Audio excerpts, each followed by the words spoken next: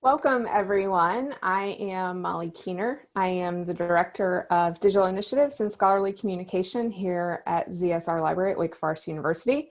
And it is my pleasure to welcome back our keynote presenter from Monday, Sarah Catchley. Sarah is an Egyptologist and art history scholar in the Department of Near Eastern Languages and Civilization at the University of Washington, where she teaches introductory and graduate level classes in digital humanities. She's also an adjunct associate professor in the School of Humanities and Philosophy at the University of Maryland Global Campus. She is co-director of New Book Digital Texts, a digital humanities publishing house offering students from all disciplines at the UW the unique opportunity to transcribe and encode unpublished primary source material from the Near East. And I do hope that you were with us on Monday to hear all about Sarah's projects. They're fascinating. I'm very excited to hear how she brings that work into the classroom. So please join me in welcoming Sarah.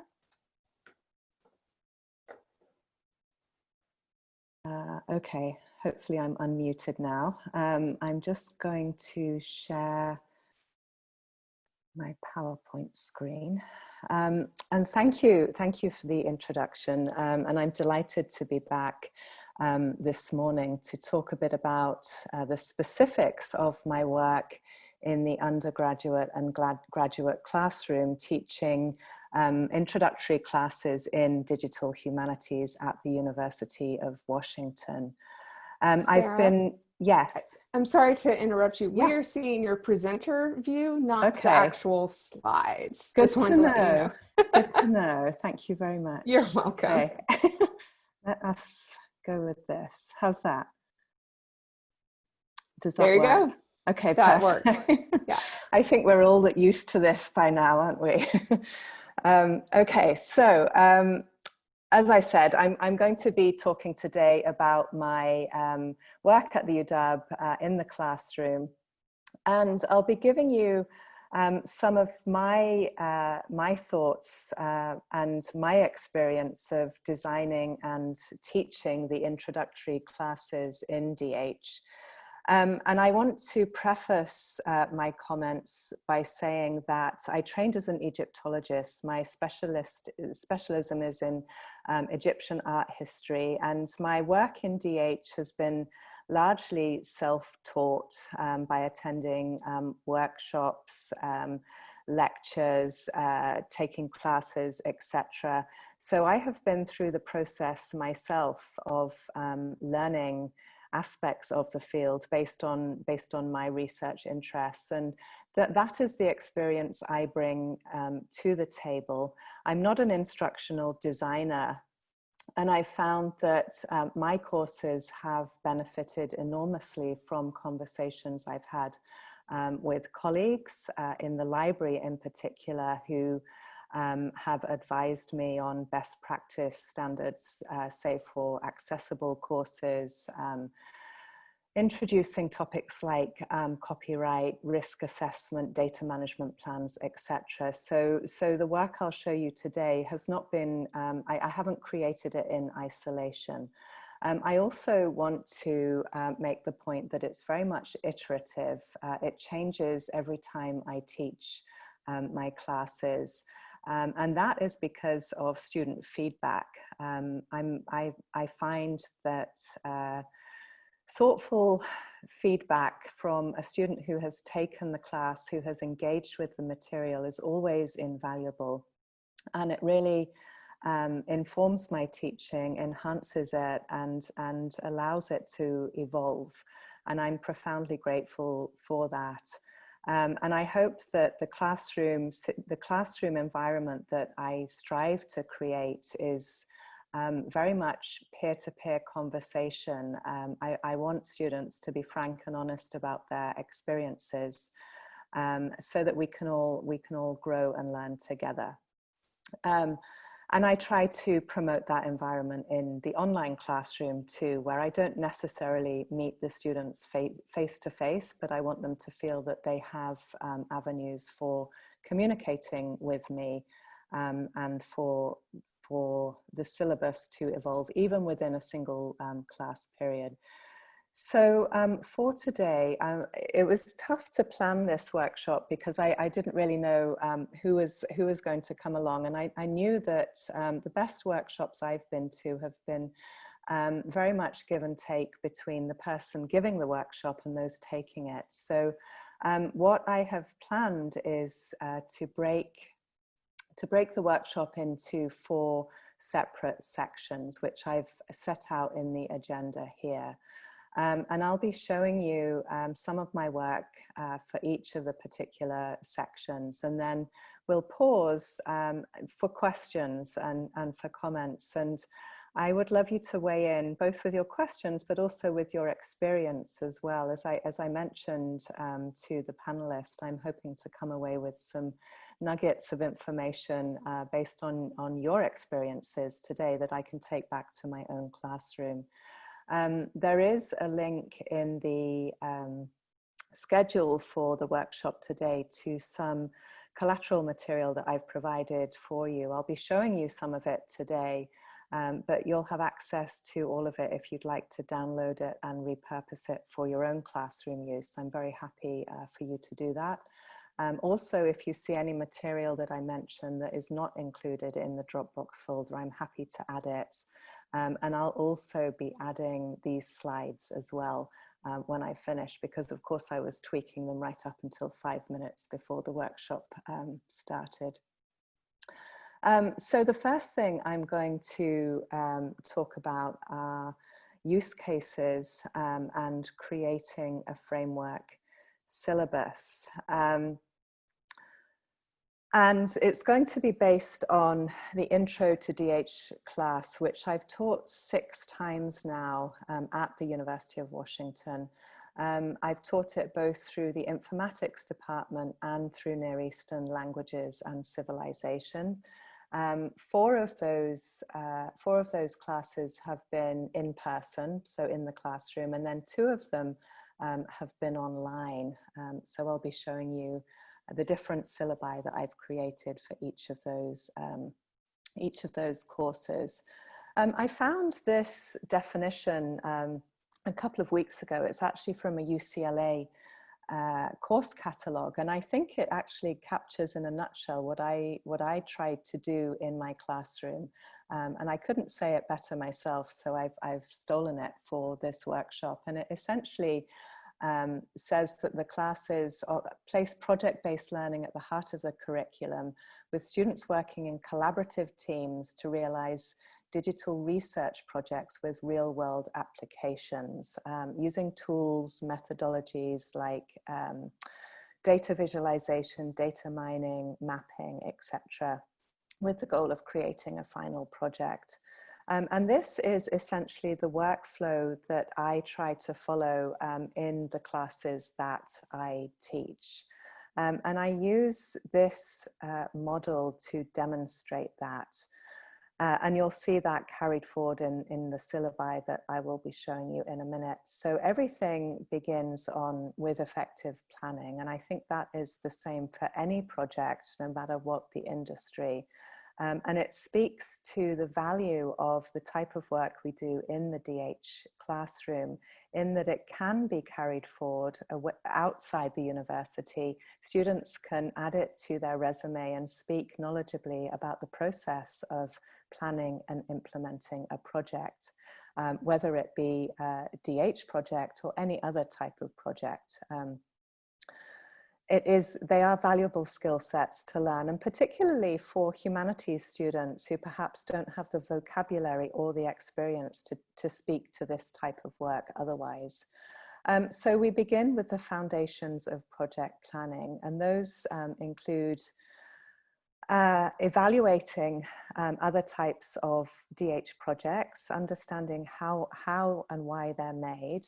And so that experience allows students to take those insights forward to their own project planning experiences. We talk, as I mentioned, about copyright, which is an essential component given that many of the digital artifacts that we embed in our DH projects are used from elsewhere. We want to be sure that we have correct permissions. I saw a slide a few years ago in a presentation that I attended that said that copyright kills dreams. And I think that's very much the case. So having an understanding of how to source open source, public domain material, or how to seek permission, correct citation is a basic tenet of DH project planning. We also talk about risk assessment and data management plans, although I teach on the quarter system.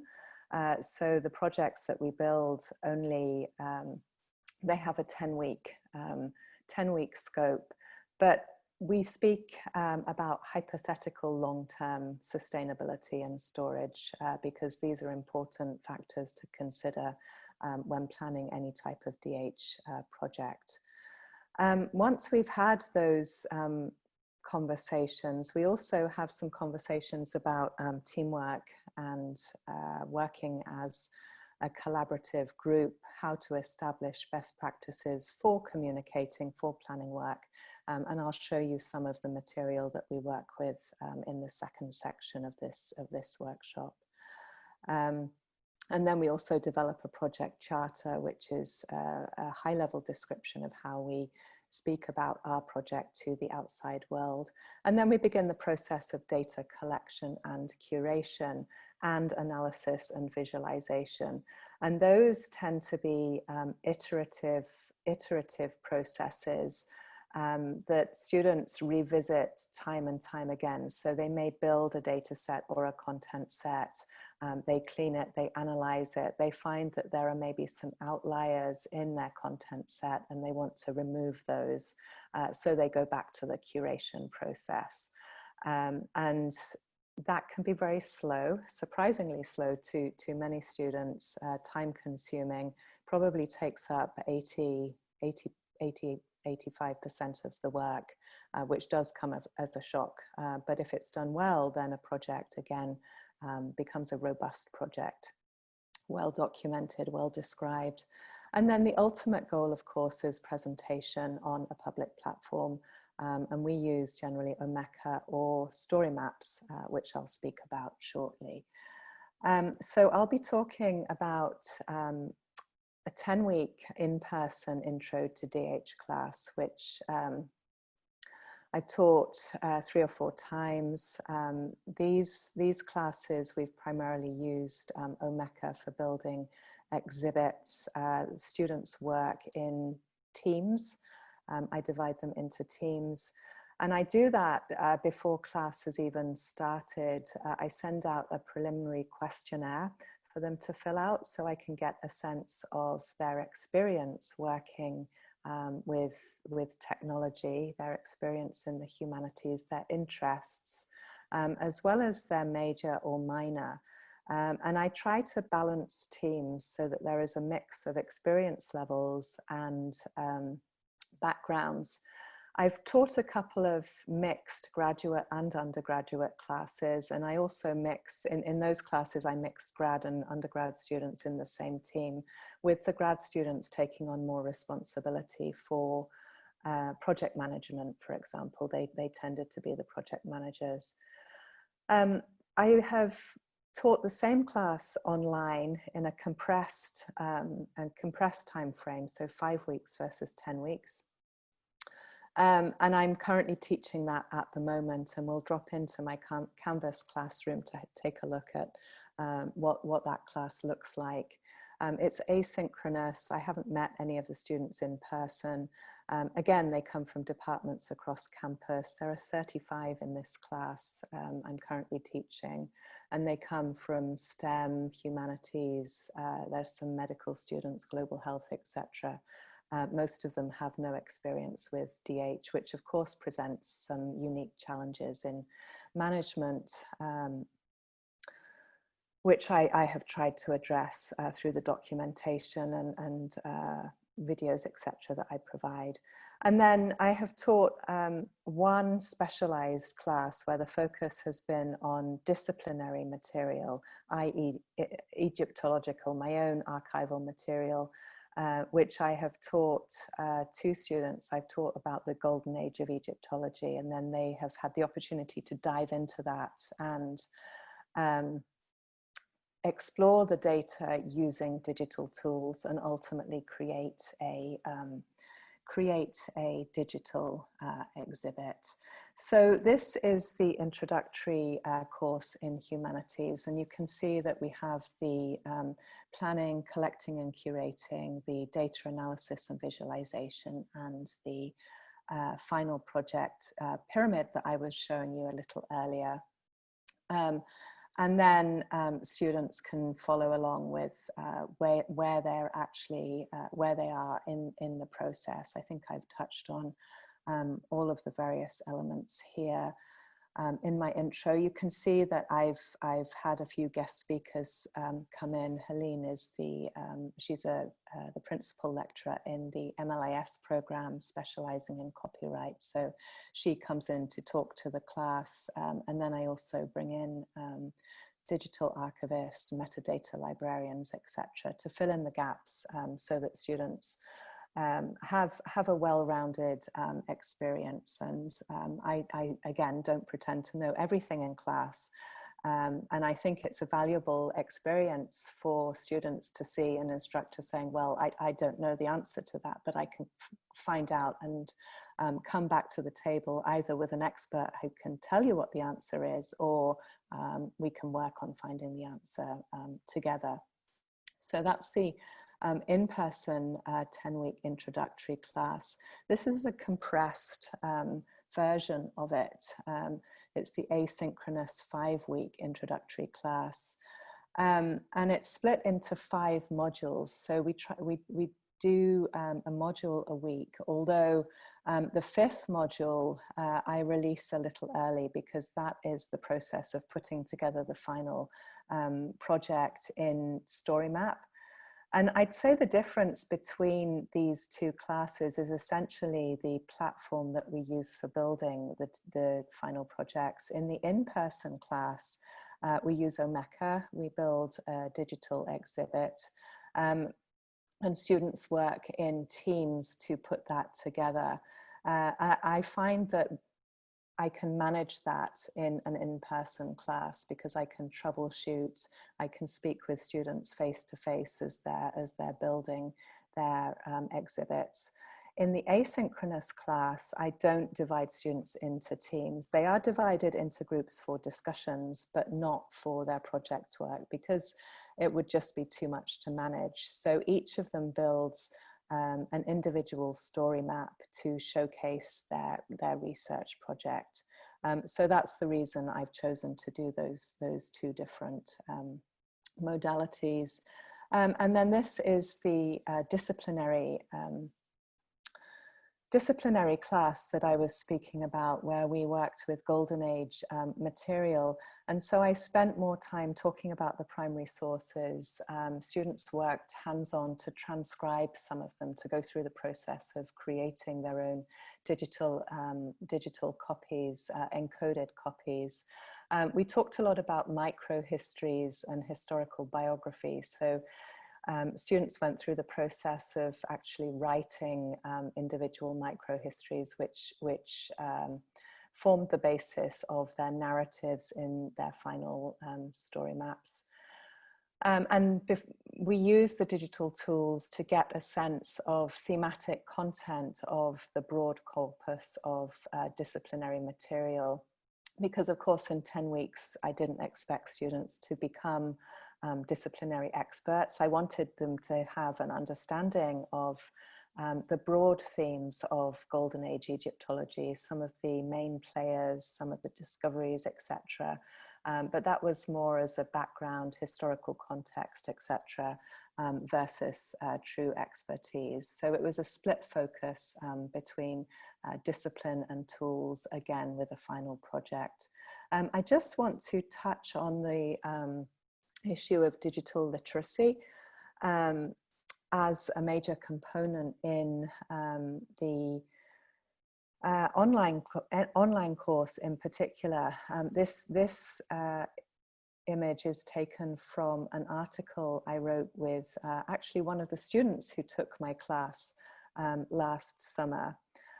He was a graduate MLIS student who has since graduated, but I felt it would be an invaluable process for both of us to go through and to really think about the digital literacies that students were learning. This was published in the recent special edition on digital literacy in DH and Lib, the ACRL.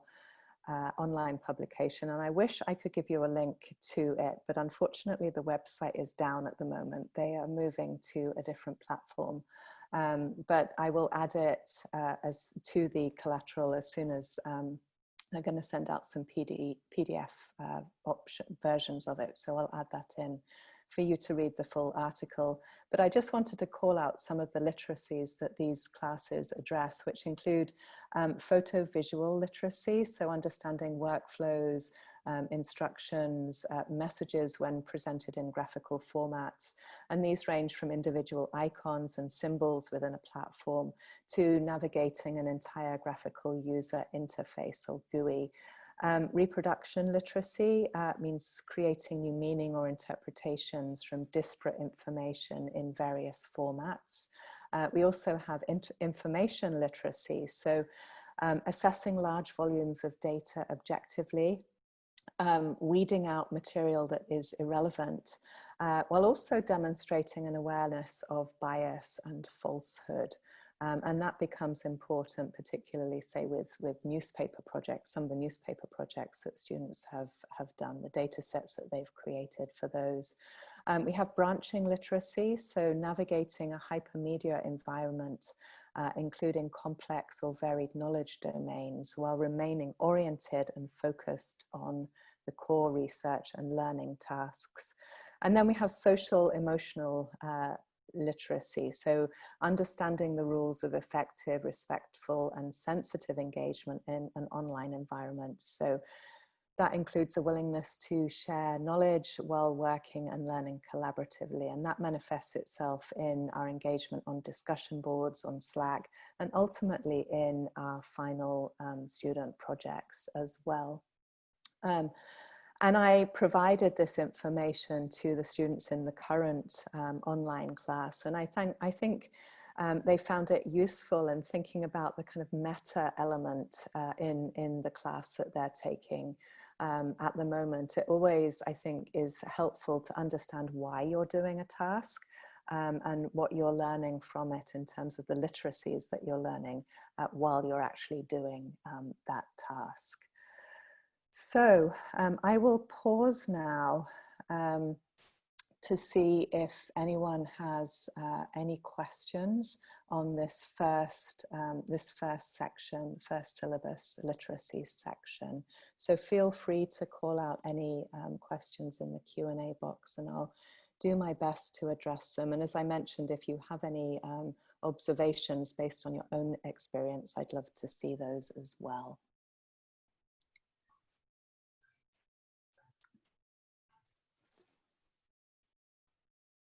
So Sarah, I have a question just to kind of kick things off. Mm-hmm. What resources or tools have you found to be helpful in helping students learn data curation? Where do you look for support or information around best practices? So I attended a data curation institute at the Maryland Institute of Technology and the Humanities a few years ago. And so we tend to build data sets starting with a student research question, which is always front and center of the curation process. So we curate for a reason. And so I always highlight the importance of framing the research front and center, which informs the curation choices, and that tends to keep students on track. And beyond that, we use tools like OpenRefine. We use Ngrams for looking at term frequency in a data set, so that we can begin to weed out documents that don't necessarily fit within the curated data set. And as I say, it's very much an iterative process, very slow and somewhat frustrating as well. So I hope that answers the question in some way. Yeah, absolutely. I know there's a lot of good information out there. Just to sort of follow up on that, how do you feel like you've balanced the training in technology and software with the need to sort of orient students to content and research methods? What kind of challenges do you face in balancing those two? Oh, I'd say it's kind of a seesaw. It goes back and forth. I find sometimes I'm providing too much information, and it's obvious that students are drowning in information, and it's hampering their ability to engage with a tool. And so at that point, I make a note of it and tidy it up for the next class, but I tweak the syllabus somewhat while I'm teaching the class that I'm currently addressing. And so I would say that it has evolved over the course of 6 or 7 classes. It's certainly improved. I think I have a good balance now, but that's been based on experience, and it's never perfect. It depends on the cohort of students too. It changes on a class-by-class basis. That's really interesting. Yeah, it's sort of an iterative. Yeah, very much. Yeah. And another question, and again, feel free to add questions to the Q&A as we go, but just the notion of metadata being sort of a complex beast and tough to learn because there are so many different standards. Yeah. What kind of resources or strategies have you found to kind of get people familiar with metadata within such a short time frame? So we focus specifically on Dublin core metadata because that is what is embedded in Omeka, and it's the framework that many digital humanists use. And I have a couple of things to show in the course Collateral to demonstrate how we manage standardized metadata, how I show students what that is, and engage them in the process of creating it. So I'll be able to show you my spreadsheet shortly. Sounds great. Thank you. Okay, so we'll move on now to the process of creating some course collateral. And I primarily work in Canvas. And the model that I teach with is the flipped classroom. And that essentially means that I create videos, provide readings, and we have discussions before class starts, before our in-class session begins. And the reason that I do that is essentially because I want to spend as much time as I can working hands-on with the students. And I'm mindful of the fact that we have limited time to work together, to do the in-person work together. So I would much rather students come to class prepared, having watched the lectures beforehand. So I provide a lot of contextual reading and viewing for students before class starts. I've created some pre-recorded lectures. I generally do this in YouTube. They're generally about 20 minutes long, so not massive at all. Students can go back to them, refer to them later. They come to class having watched them, having done their reading and viewing. And we always begin the class session with me giving a debrief and then having a discussion and a Q&A before we even start. And so we do have kind of a dynamic interaction. And once we've done that, that takes about 20 minutes, and then we go straight into teamwork. So students begin to work in their individual teams, and the TA and I move between tables, between groups, to see how projects are coming along. As I mentioned on Monday, obviously things have changed.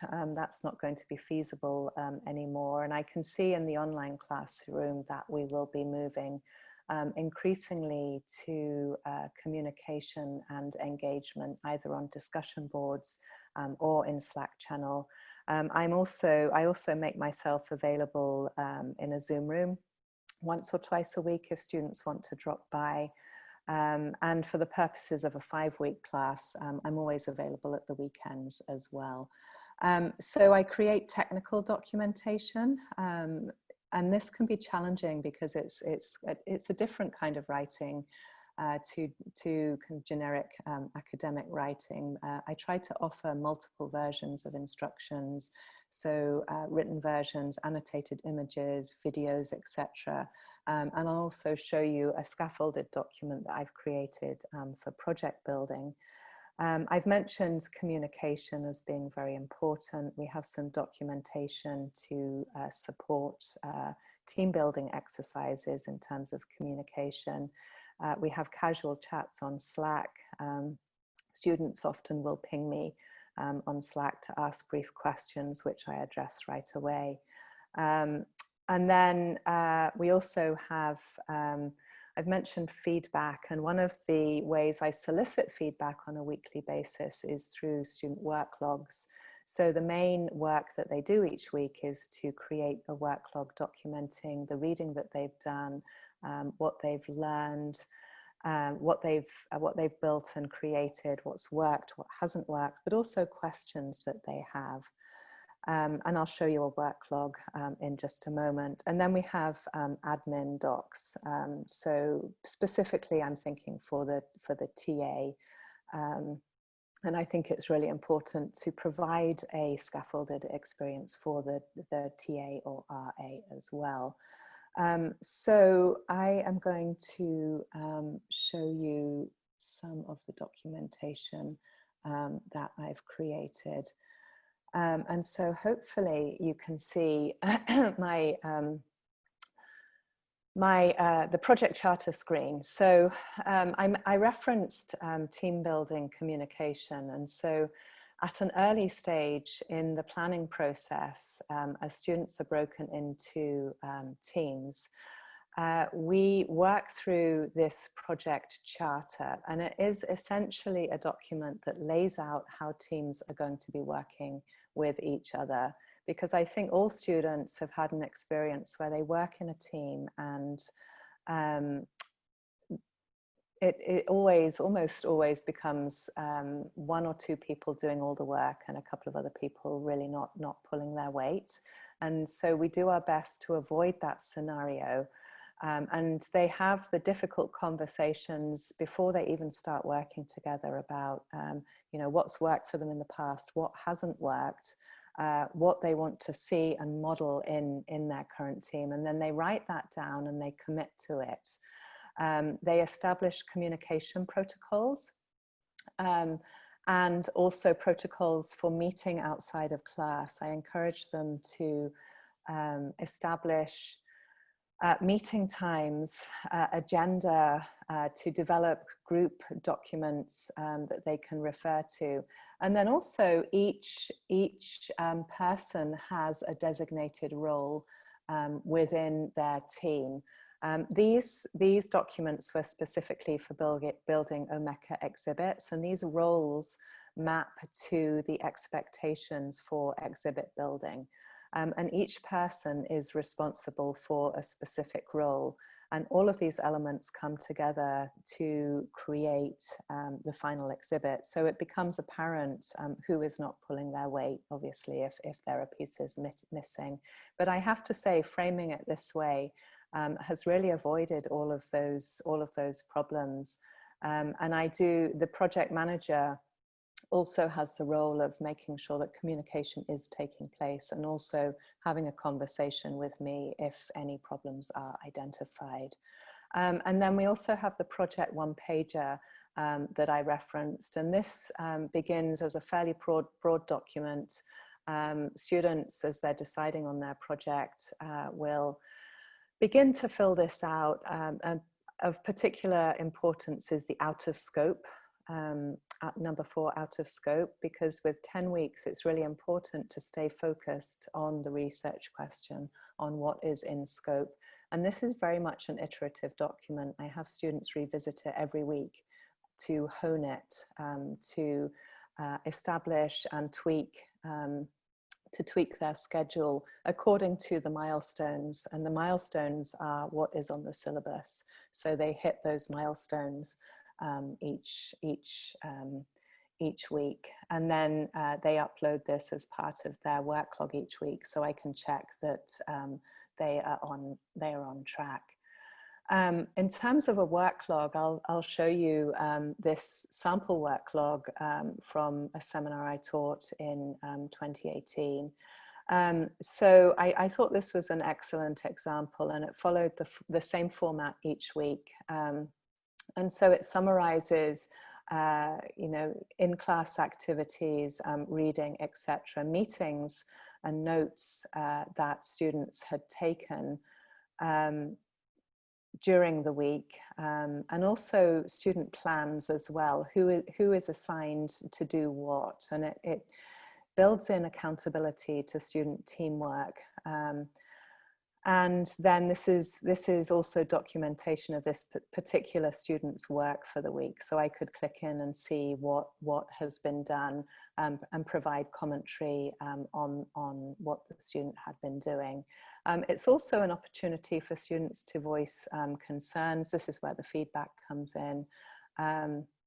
Things that they're concerned that are not working, their notes, etc. And the goal is that at the end of the 10 weeks, students can compile this into a full work log of material that they have created for class. And it provides a handbook for them to take away, from class, to refer to in the future. And it goes hand in hand with a document that I create for them, particularly for the in-person class. If I come out and show you, let me go to Firefox. So if I show you the classroom, this is the class I'm currently teaching, which is the 5-week modular class, the intro to DH class. So we're looking at the student view, and just to talk about some of the technical documentation and collateral that I create for students. So if we take a look, say, at what is text and data mining in the humanities. So students will click into this. They'll see that I've created a 20-minute video giving a high-level overview of what text mining is. There is some contextual information for them to read about. I always include a few readings for them to look through, and they're expected as part of their work log to choose 2 or 3 readings to summarize. And that gives me insight into their understanding of the topic. And so I can address any misunderstandings before things go much further. I always provide example projects for them to look at. In this case, there are some text mining projects using newspapers that they can click out to and take a look, and then a summary of the key concepts that they are working with before taking them through to their discussion post. If we take a look at, say, analysis and visualization, this is actually this week's work that we're looking at. And so I try to provide a scaffolded experience so students can navigate the module in a logical way. So I always give them the flow of the class for the week, with documentation about how to run each particular tool. I note when things are due. I note it in several places so they don't miss deadlines. Again, some examples. I always find it's good to see tools in action. And then, as I mentioned, we're working with a particular platform called the Digital Scholar Lab. So I provide written documentation about how things work, screenshots as well. And we have a link to tutorial videos. So I've created a YouTube playlist. So these are all the various uploads that I've provided. So here's that text mining one I was showing you. But again, very brief videos summarizing how to work with particular aspects of any given platform. I direct them also to tools and playlists like Lexos, Voyant, etc. And then I referenced the documentation for the TA. So I'll just show you, this is my TA document for this quarter. And so I provide this to each TA that I have. And it essentially is a single document with all of the links that they may need, email lists for the whole group, etc.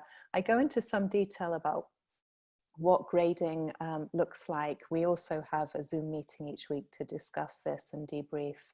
I go into detail with the rubrics, and then also provide a plan for weekly activities for the TA. And you can see that my TA just basically goes in and checks off as they're done. And that gives me, that enables me to track what is going on in class as well.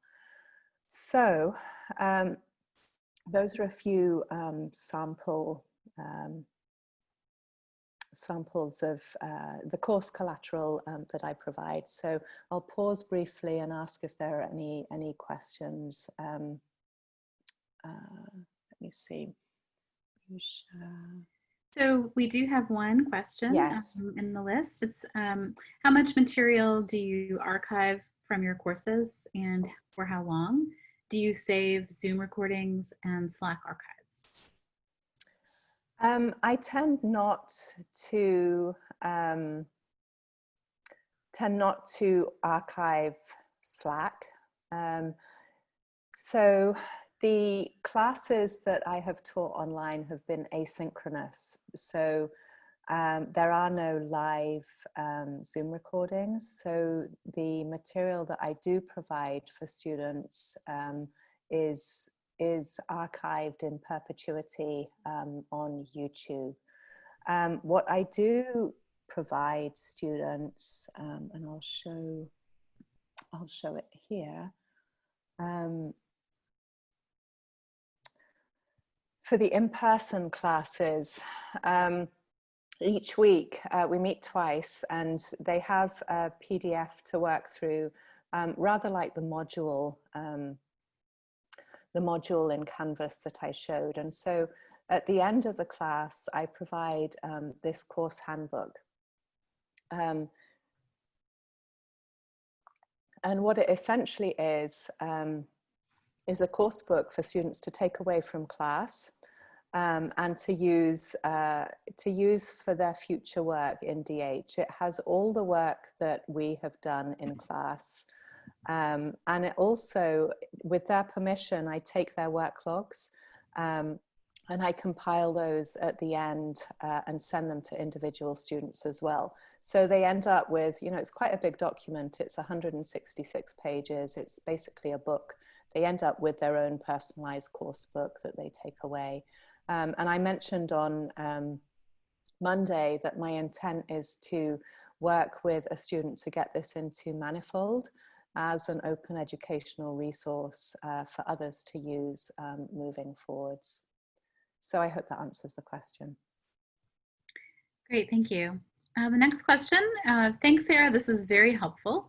As to group work, do you give student project managers extra points? Do you let students choose their specific roles, or do you assign them the roles?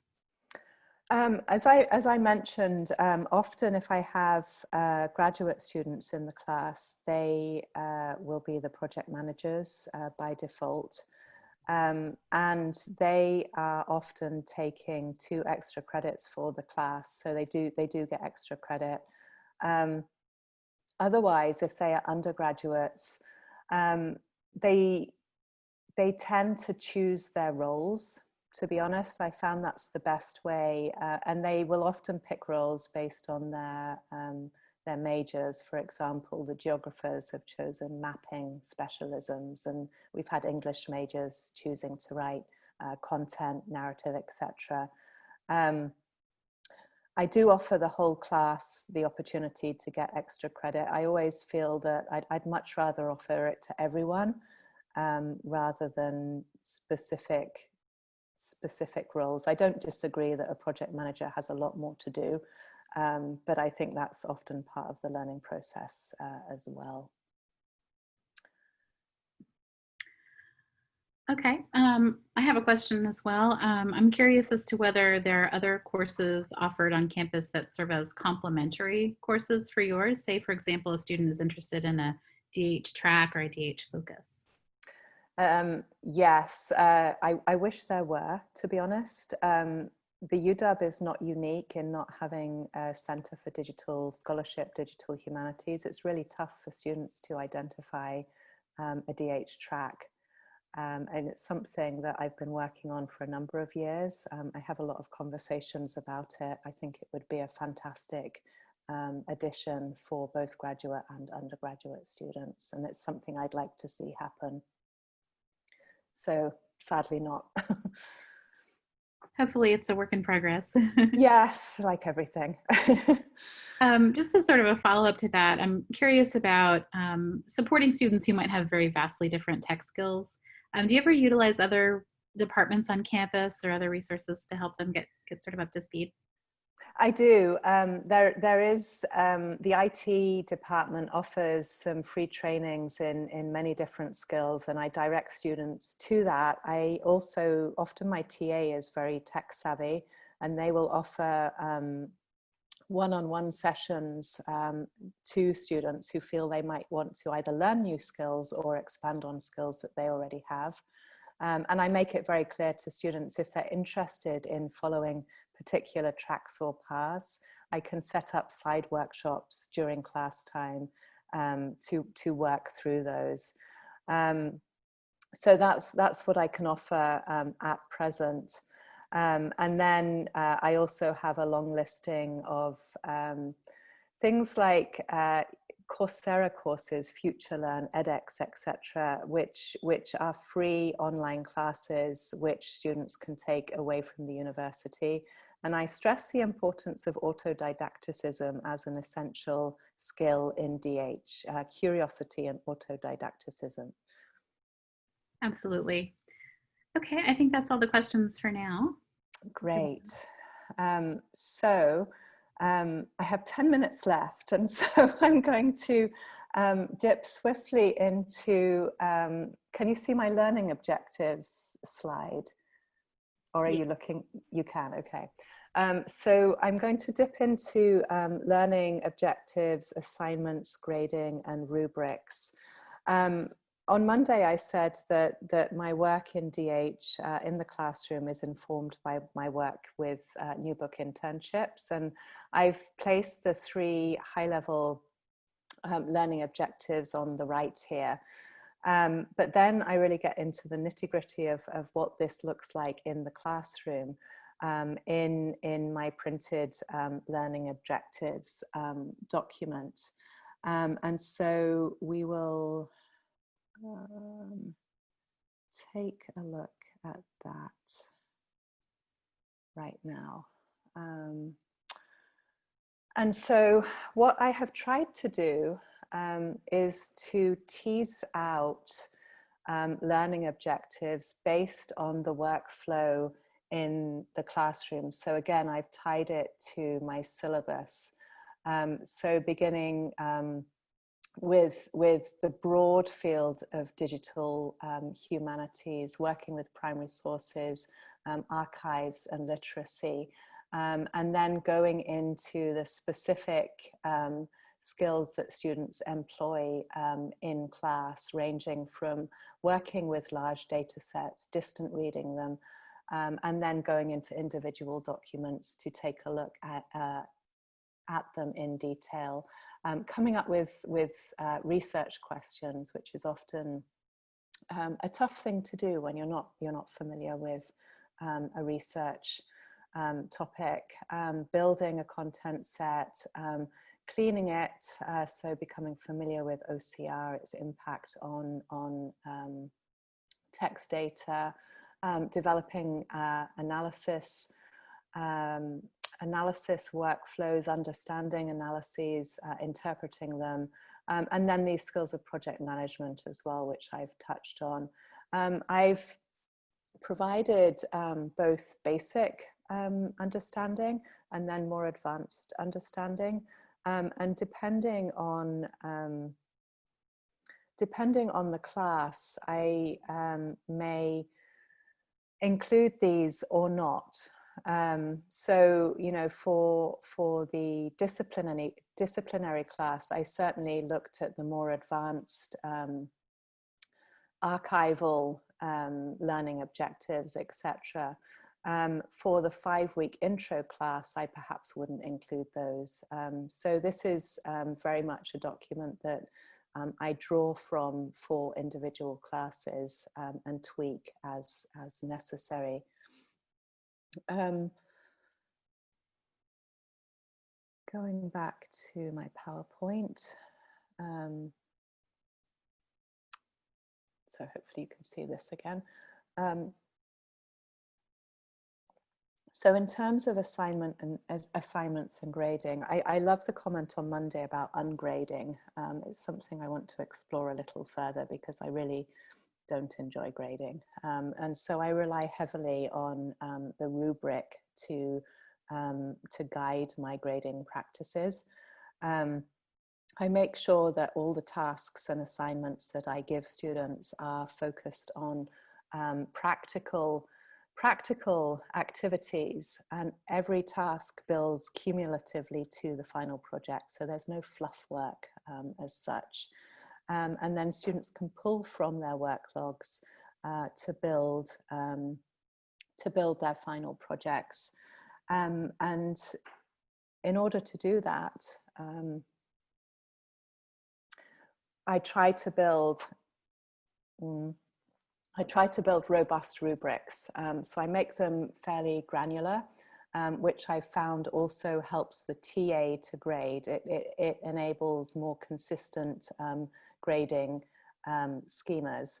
And I know there was a question on Monday about what this looks like in practice when it comes to building a story map. And so let's have a look. So this is what a story map rubric looks like. And so I actually built a framework story map, which I embedded in Canvas. And each slide describes what I want the student to put on that slide. So here we have, for example, I want narratives 1 to 6.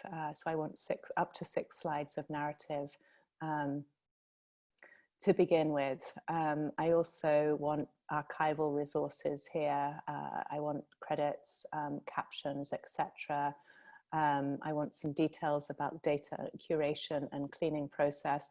And all of this students have done over the course of the class and included in their work logs. This is reiterated here in text format. Excuse me. It's all detailed here, along with the final submission,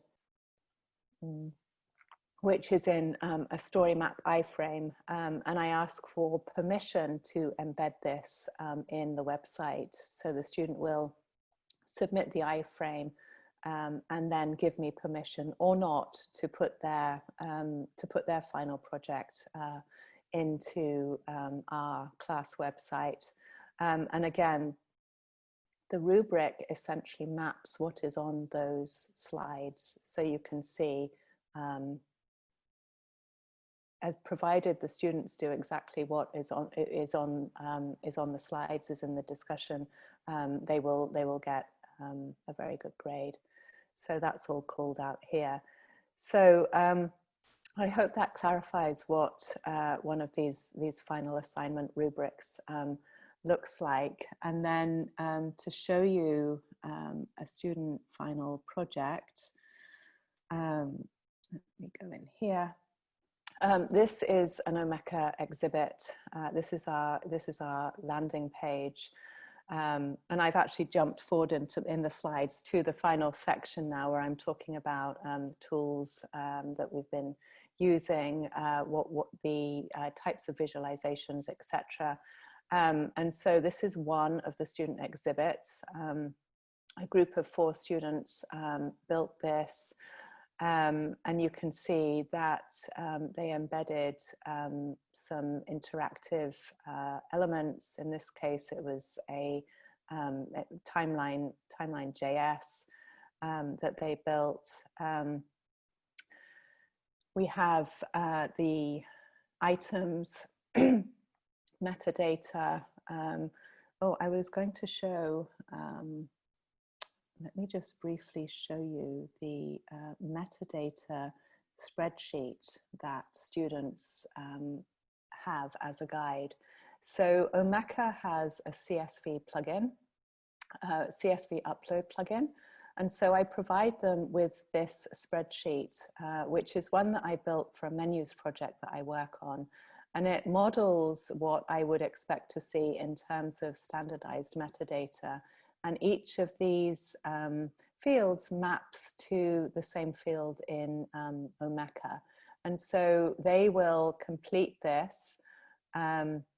They will complete a blank version of this, and it's much easier to check that metadata is standardized when you're looking at a spreadsheet than it is, say, working directly on individual items in Omeka. And they also have my model to work from. And then they'll go ahead and save this as a CSV and upload everything at once. And that way, multiple users can be working on the same spreadsheet, and everything is as standardized as they can make it. So going back to the student exhibit, this is what it looks like when it is in Omeka. So these are all those metadata fields that have been completed along with the image file. And then students also did various other class visualizations as well. They did some sentiment analysis, n-grams, term frequency, and also geoparsing. We were using Google Fusion tables, which is now sadly defunct. Quick look at, let's take a look at this one actually. This is what a student project looks like based on the rubric that I was just showing you. So this is from the disciplinary class earlier this year. So we have the various slides of narrative that the student researched and then put into the story map. And this was a fascinating project. It was a twist on the Egyptological theme. This was a grad student, MLAS grad student who was interested in books, unsurprisingly. So she researched what people were reading as they were traveling along the Nile. So we have a lot of narrative, excellent context. And then the archival resources that were used, a comment on, this is the data curation and cleaning that I was asking for, pulled from student work logs, the analysis summary that was used, the various visualization and analysis that the student did, the conclusions and results. This is geoparsing using the Edinburgh geoparser. And then finally, we have the learning summary. So I always like students to reflect on what they've learnt. And again, an opportunity for feedback. And then the full bibliography, as one might expect in a college research project. So I will stop. I've gone 1 minute over and I apologize. If there are any questions, I'm very happy to remain here to answer questions before the next session begins. Thank you so much, Sarah. There's one question in the queue.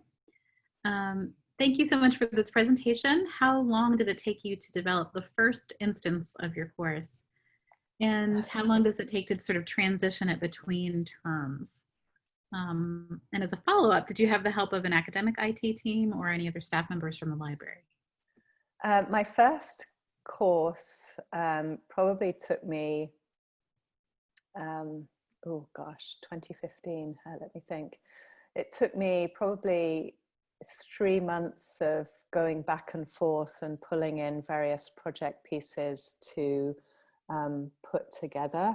It took a while, and then I kept building it as I was teaching as well. I guess many instructors will continue to tweak as they move along week by week. And then I can put this class together now probably in a month or so.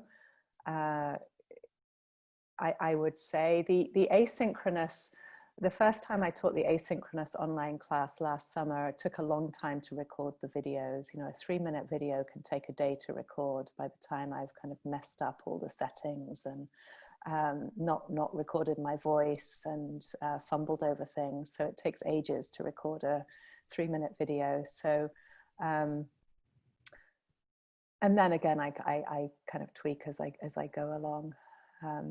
And then there was another question. Oh, working with others. Yes, I certainly relied on librarians to give me feedback, specifically the metadata and copyright librarians took a look, and then we have a digital scholarship librarian as well. The university has only just got an instance of Omeka to work with, and so I actually had my instances of Omeka on my own servers. So I was responsible for installing an instance of Omeka for each class I taught and managing it as well, which added an extra layer to it all.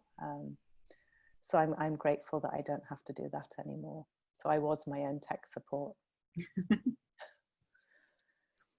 That's great. Not an uncommon occurrence, I'm sure. Well, thank you so much, Sarah.